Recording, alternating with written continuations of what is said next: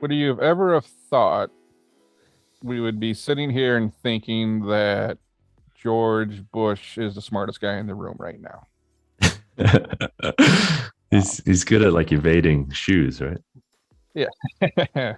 um, I Before this happened, I think he came out and said this is a bad idea, Hmm. and you've not heard a whole lot from him. Not that I'm paying attention. I try not to pay a whole lot of attention to politics. We don't talk about this stuff that often, especially on the show. But after his presidency, he just kind of faded off, right? Obama had a 60th birthday party. It's all over the place. If Bush had a 60th birthday party, it wouldn't even make the local free newspaper. Hmm. Bush just kind of fell off the map. But he did, he piped up and took some shots at Trump, if I recall. And then you heard him pipe up during the withdrawal here, and he's like, this is not a good thing to do. And then when you sit there and you look at between Trump and Biden, because I think we got 20 years of people to blame here. There's no one person to point the finger at. Um, you're sitting there looking at Bush, Trump, and Biden, and you're like, damn, Bush is looking kind of smart right now. Yeah. But I I was again, I've not dug into this a whole lot, and we don't talk politics a whole lot. I just No. read something. I was trying to figure out where did this thing just blow up, right? Did they just like wake up one day and say, "Hey, pull the plug," and what made it fall apart? Because it sounds like we were winding down. And I Right. just read before we jumped on this was they stopped air support or they pulled air support, and then once the air support ended, then everything kind of fell apart. Which it kind of makes me wonder: could we have like withdrawn as much as we could and very minimally just had some air support and drones and some planes, minimal, to still have that threat? Because it's like it seems like over there fighting on the ground is no big deal. Let's go do combat, but nobody wants to deal with planes flying over their heads and dropping bombs. Uh, I don't know if you've ever been at an air show or I'm out by an air base often. Just hearing one of those planes go shooting over your head at like Hmm. 500 feet is pretty terrifying. And I couldn't imagine like living through that where every day there's like choppers and planes. Like that threat alone, it's like I can't win this shit. I could be on the ground with 10,000 people and this plane could come along and just drop a bomb and wipe me out. So I could see where that threat, just the idea of the threat, was enough to try to maybe keep people at bay. And then they pulled it, and then it fell apart. What, like 3 days or something? Yeah. Yeah. Very quickly. Yeah. Just to press that point of where I grew up in Hong Kong, we lived on like one side of the island, and the old airport was somehow in kind of that line of path, and so every day you get the airplanes fly overhead, and I mean these are just passenger planes, and every time they go by, it's still startling. It would still stop you. Like I remember playing soccer as a kid, and um, every time the plane would go by, like the game would stop because there's something just kind of visceral about hearing that noise, and that was nothing, zero threat at all. It, it stops you in your tracks sometimes, right? It's not a. It's one of those things that if you ever hear like a military helicopter, again, I'm out. I boat out around where a base is, and you take guests out, and they're not used to being around military aircraft like that. And you'll hear a chopper coming, and you can see them looking up like that doesn't sound right now. I'm like, that's not a civilian helicopter. Mm. And you can tell the difference between the military helicopter and the Channel 4 news helicopter. Yeah. It's that's a whole different. I feel like I'm in a fucking video game right now. The way those things sound, and you have to imagine that the so much of it's fought in the air now. Like that threat alone probably kept people at bay. Oh, she. What are you highlighting here? No, it's just an interesting viewpoint. So the genesis of us chatting about this, I think, is, I mean, we came to it from the angle of kind of what happened and how did it happen. And I saw these two paragraphs on this story in the Wall Street Journal, and I thought that's like quite something to say, or quite something to imply, which is that um, President Biden, it kind of went against the advice of a lot of the experts to do this, which is just an angle that I hadn't heard. I was just curious to know what you thought. I mean, just reading it there. So Yeah. his decision to bring home U.S. troops, which made against the recommendation of his top military generals and diplomats. Yeah. I mean, I guess it doesn't really. It kind of goes along with the narrative. I mean, he came out and said, like, I'm pulling the plug on this shit. Yeah. Yeah. I'm curious to see Wall Street Journal rating this because a lot of times you don't. It's hard to get, depending on who's in office, trying to figure out who's saying what and what's real. And to see a Wall Street Journal saying that's they must have had a really good insight coming from somebody. Mm-hmm. But again, I think you saw Bush come out and he was like, "I don't do it." I mean, it starts with him, right? I'm pretty sure that's don't quote me on it. It's 20 years ago. I don't know what the hell is going on back then. I'm pretty sure it started on his watch. Yeah. And that's why we can you can say Trump set it in motion, which it sounds like he did. And Biden kind of executed it. But I see people on social media and everywhere just pointing the finger. And I'm like, man, you got 4 presidents and 20 years of history here, of failed policy, of mistakes. And it's really hard to just point the finger at one person. It starts with Bush. You had Obama for the whole 8 years. I want to say this might even have been expanded under Obama. It didn't seem like, Trump was in a real big hurry to pull these people out. He signed it, but it didn't happen on his watch, right?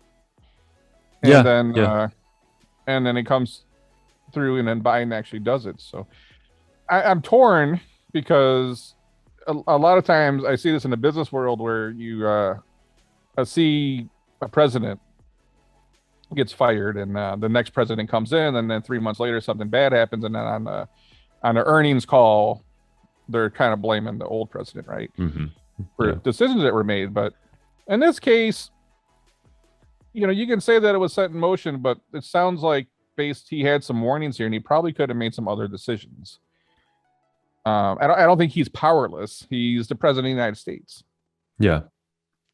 But I do see the side of it, like, let's just get our people home and let's get out of there. I mean, I want to say there was a poll at some point that said 70% of Americans wanted the troops to come home. Mm-hmm. So it's kind of like you look at your constituents and you're saying, and I say constituents, not just the people that voted for him, but everyone in this country. Yeah. 70% of the people wanted the troops to come home. So I can see, like, let's just end this, and I'm not going to pass it on to the next administration. You can appreciate that thought. The problem is it's a nightmare right now, and it sounds like it didn't have to be, and that's where we're at. Yeah. So, what about the idea, James, that that it might have taken a lot of courage or a lot of bravery to make a decision like that? If everybody is saying don't, kind of just exit completely, but to still make that call, where does that sit to you on like a spectrum of like bravery to foolishness, so to speak? Yeah, I think what's the history books gonna write. It also depends on who writes the history book now. That depends what side of the story you're gonna get. But I look back as like, was this balls or was it bravery? Like, was it stupidity? Like, he had the balls to just say, let's get out of there, and that happened, and that could be also say brave. And I think a lot of people say it's stupid right now. We'll see what the history books say. It had to probably happen at some point, but again, I go back to my thought earlier, just learning about the air support. It's like, could we have kept some minimal air support there that didn't allow it to end up like this? Because I feel like maybe they would have stayed and fought if they knew they had some backing. Yeah. When you got the backing of those planes flying over your heads and dropping bombs on people, or at least the threat of it, it gives you hope, right? And then they pulled that hope out, and I think everyone just kind of folded. I guess if I had like one thing because I'm looking at, it's everyone's fault. It's 4 presidents' fault. It's 20 years of policy. I'm not one of those people that likes to sit around. I don't treat politics like sports teams. I look at it like, I don't care what card you carry. These clowns work for us. It doesn't matter what party. I'm trying to get shit done and live a good life and trying to make this world better. I don't I'm not playing this. This is my team shit. Um, and that's where we're at right now. It's the blame game, pointing fingers, and can't give me a one time in history where that fixed anything. Yeah, no, I can't point to any. You can't. You can't point to any. Is that a pun intended? No. um, so I got trying to remove myself from that whole. I look at 4 presidents in 20 years, and this is where we're at. And there's a bigger story here, right? There's some sad shit too. I've seen people make comments on Twitter saying, "Oh, I'm worried about the U.S. citizens," and I am too. Like I want to get the U.S. people home, but it's like from the humanitarian side, like women and children, like it's sad. And that's the bigger story. Not that the government collapsed. It's women, it's children, it's society. It's also on top of it the potential new breeding ground for terrorism. So there's all these concerns.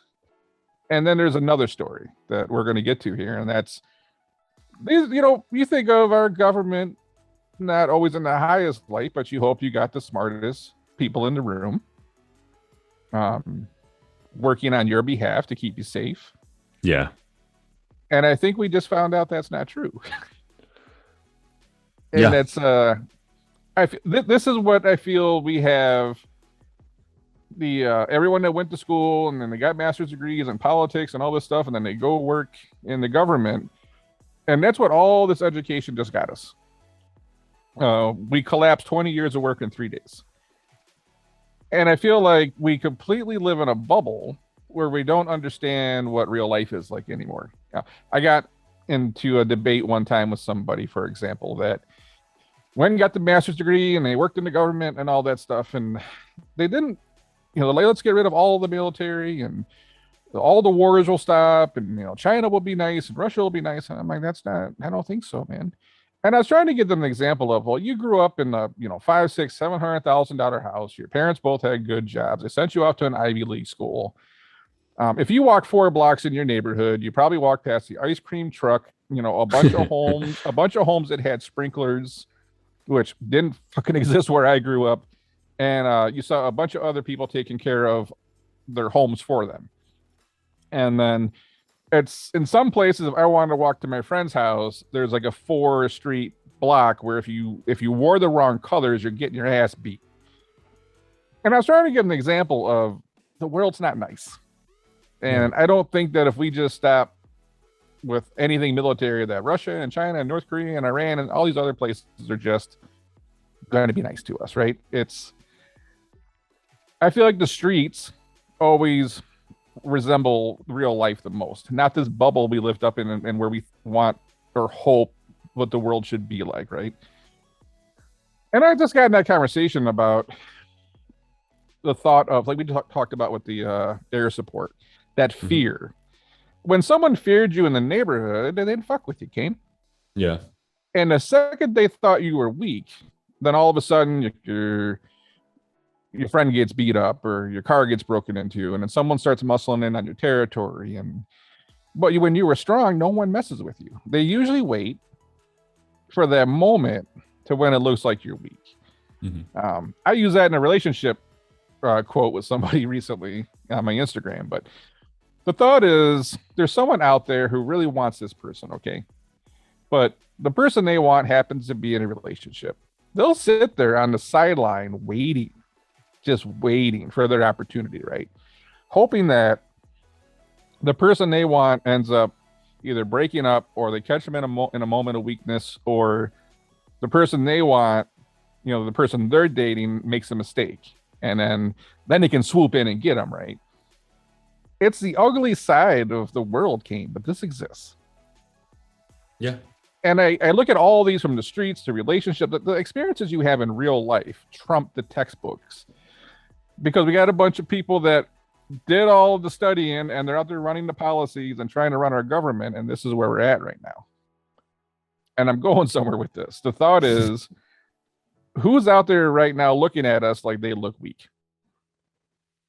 And I think it's a lot of times it's something that people don't want to talk about because we want to get rid of we want to shrink our military and I get it. A lot of that money could be better spent. It's hard to argue that. But to think that everybody else is going to stand down because we want to stand down, I think is bullshit. Um, unless you live in that bubble where you like, upper middle class and you went to the good college and you got the good job and you don't see how the other 80% of the world lives. It's easy to believe that, but I think the real world tells you that just because we want to stop being aggressive, that the rest of the world's not going to. And my concern right now is people are looking at us like I'm hungry and you're looking like a stack of lunch meat.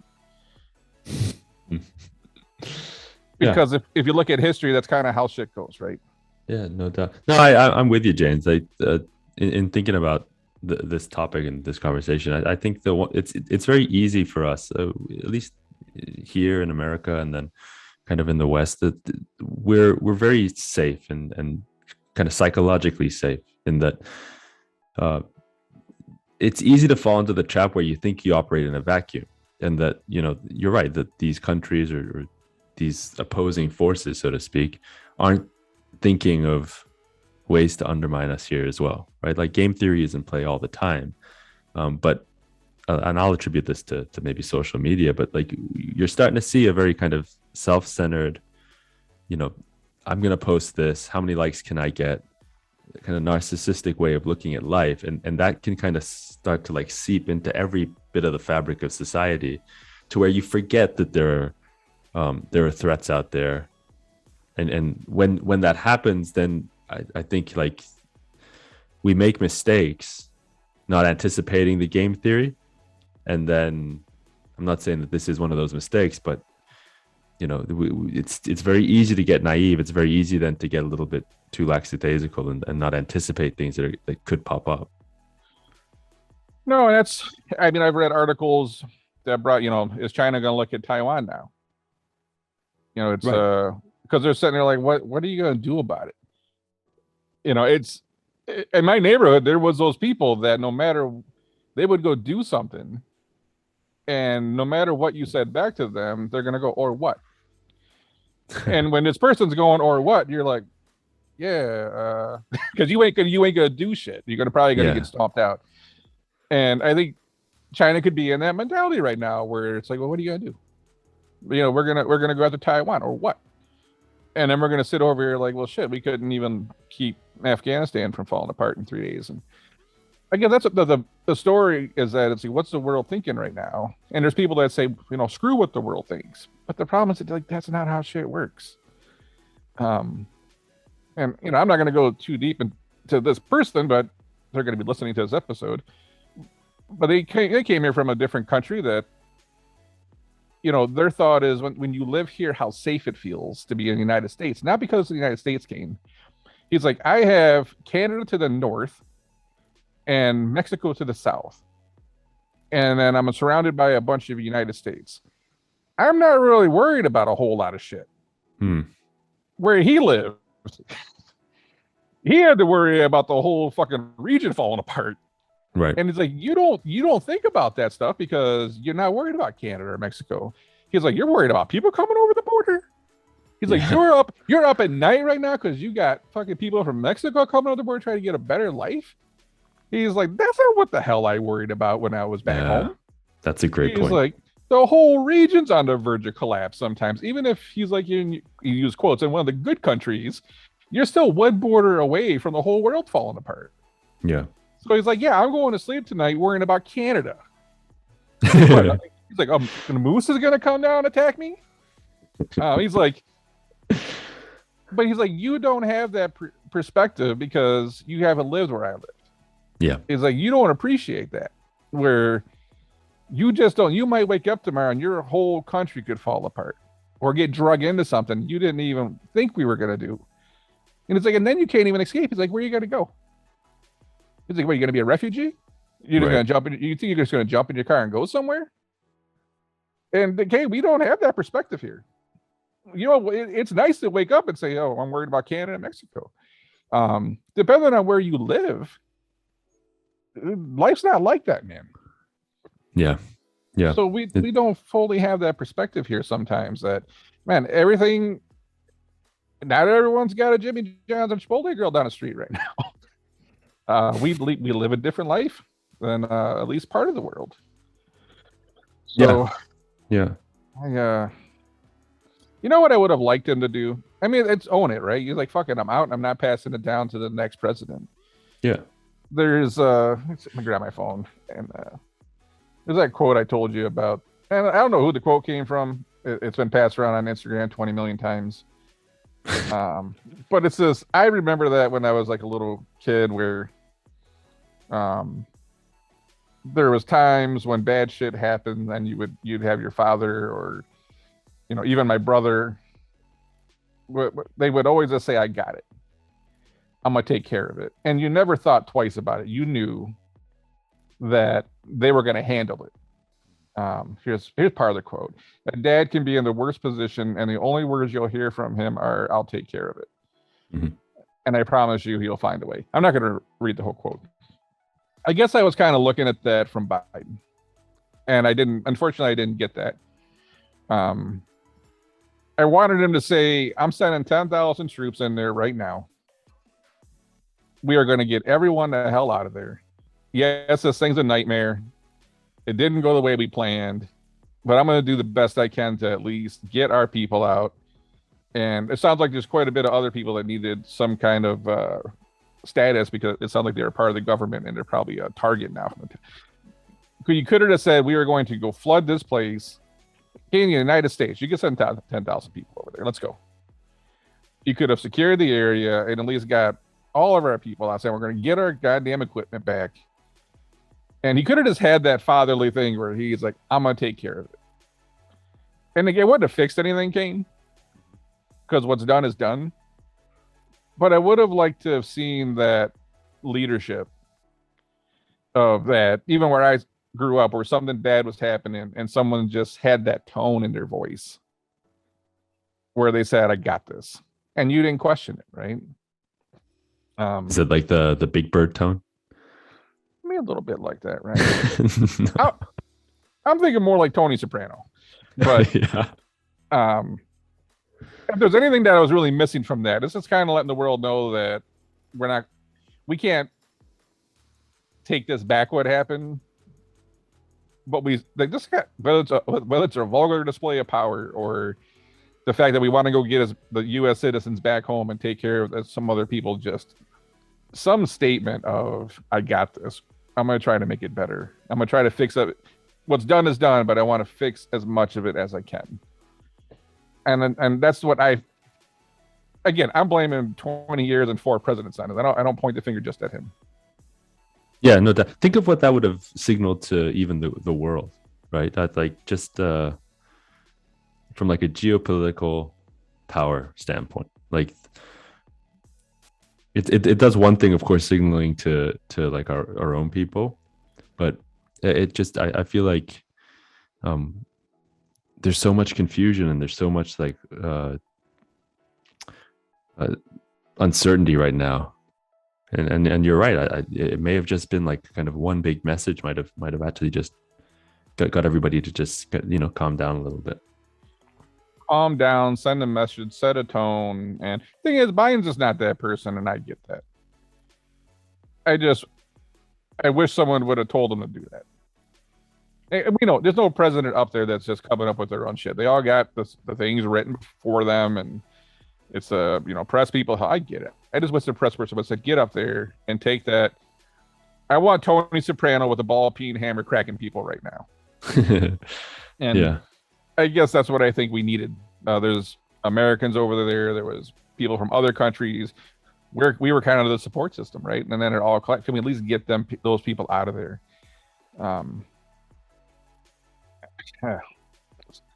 I guess from a PR standpoint, if I had a recommendation, do that next time.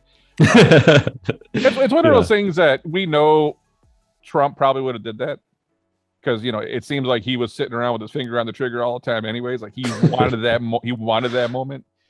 And then Obama's term, I remember reading a lot of news that they thought he was soft. And I don't think Obama was soft. He just didn't carry it that way. But if you looked at, it didn't seem like they were all that afraid to drop bombs during Obama's tenure. Yep. And I have a feeling if Obama was up there, you would have had that similar. He had that charisma, right?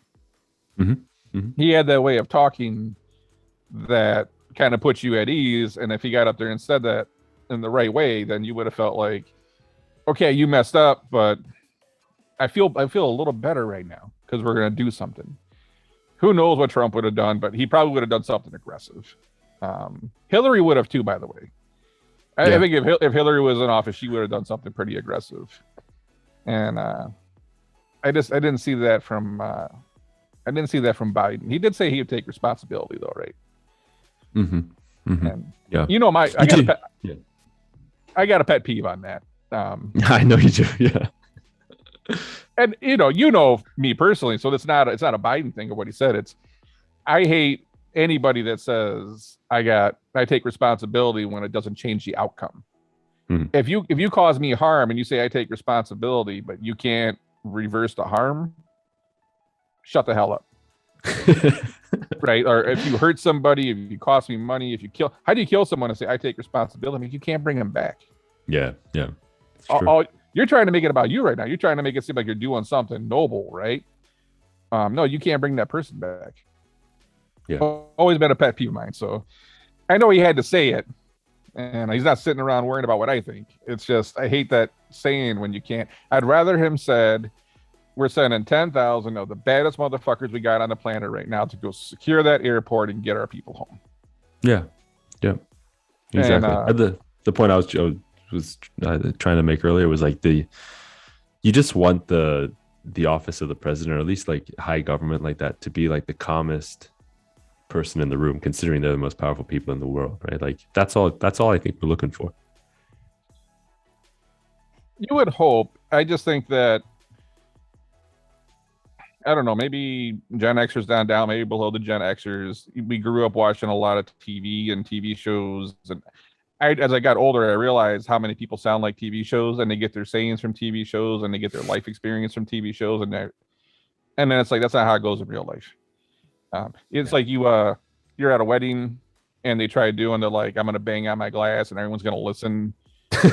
That's what happens on TV, and I knew someone that tried that, and then no one would shut the fuck up because you realize it's TV, and you thought you're imitating art right now, and it doesn't work that way. Yeah. We grew up watching House of Cards and all these other political shows, and then we think that's what politics are like. And then we go to college and we listen to our professors, and we're not thinking for ourselves. We're just whatever the professor says is true. We read a bunch of books and we come out and we think life is kind of like the textbooks and TV. Mm-hmm. Well, it's not. In the same way that there's no Dr. House. Yeah. I've been sick myself in the hospital multiple times. I've known people that are tremendously sick, and they thought they were just going to go to this like certain number one hospital or number two hospital in the world, and there's going to be some Dr. House motherfucker there that's going to go run these blood tests. I'm going to pop a couple Vicodins, and I'm going to tell you what's wrong. It doesn't exist, Kane. It's unfortunately there's just no one that smart out there. There's some amazing doctors, but there's no Dr. House. And we think there's these super sharp people that are in the government and the political system that are the Dr. Houses of, the government. And that's not, I think we just found out that's not true. Right. It's humans, man. We're all humans. There's no one that's that sharp. We make mistakes. We do things we regret. As much as the whole world's like, I give zero fucks and I have no regrets. My guess is Biden probably regrets this. I don't think he wanted this to happen. I just don't think he thought or knew that this was going to happen. Because who in their right mind would do this knowing that this would be the outcome? He doesn't want this on his watch. Yeah.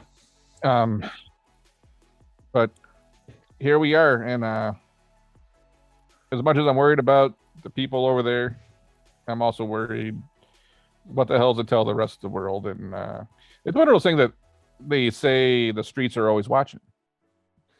And depending where you live, the suburbs are always watching. So because it's funny to me because the streets always hear everything. They see everything, they hear everything. Like there's not a lot of secrets, right? And then I knew people that like live in the suburbs. They talk about how people walk around the suburbs on trash day. And if you have those like white trash bags, people will like kind of see what kind of trash is in your trash bags if they're not in a can. Yeah, so that's why Hefty sells the black trash bags and the blackout bags because they don't want no one seeing the trash.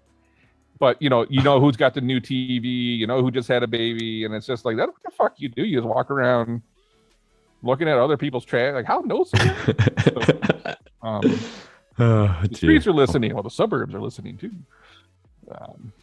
It's just one of those things that all eyes are on us. And what does that mean? True. That's true. They know we got planes and we got aircraft carriers and we got nuclear. They know we got all this shit. It's not like we sold all our guns.